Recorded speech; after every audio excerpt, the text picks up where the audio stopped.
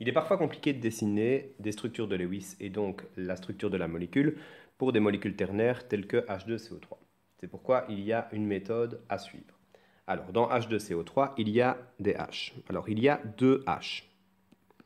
Ces deux H, pour commencer, il faut les lier aux atomes d'oxygène. Donc, il y a deux H. Donc, chaque fois, je vais faire une liaison avec un atome d'oxygène. Donc, je dessine évidemment les atomes dans leur structure de Lewis. Donc, on va pouvoir les mettre en commun, ces deux. Ensuite, il va falloir relier ces deux groupements OH avec l'atome central de la molécule. L'atome central de la molécule, dans ce cas-ci, c'est l'atome de carbone. L'atome de carbone, il a comme structure de Lewis 4 électrons célibataires. Et donc, nous allons pouvoir faire des liaisons chaque fois avec un des électrons célibataires du carbone entre chaque groupement OH.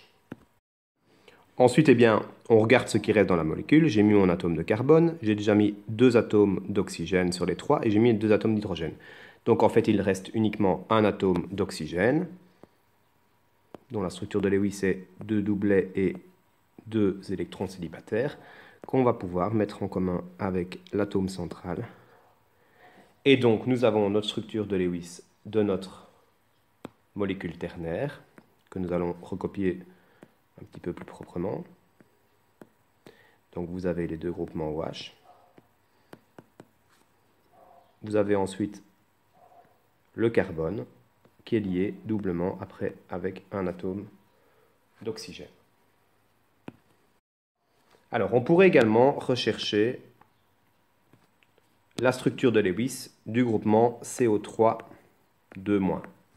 Pour rechercher la structure de Lewis de ce groupement, eh bien en fait il faut repartir de la molécule d'H2CO3 que l'on a dessinée donc juste au-dessus ici.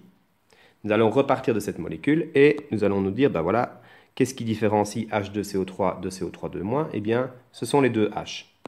Les deux hydrogènes, ils vont partir et ils vont laisser l'électron à l'oxygène qui se trouve juste à côté.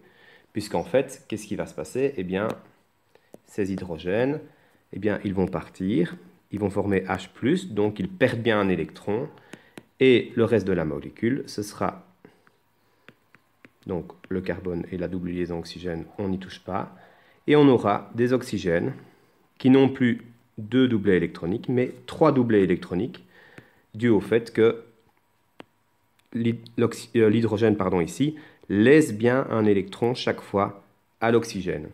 Et donc, vu qu'il laisse un électron, il est évident que, du coup, les oxygènes qui sont ici sont chargés négativement. Voilà ici la molécule de CO3 2- dessinée via les représentations de Lewis.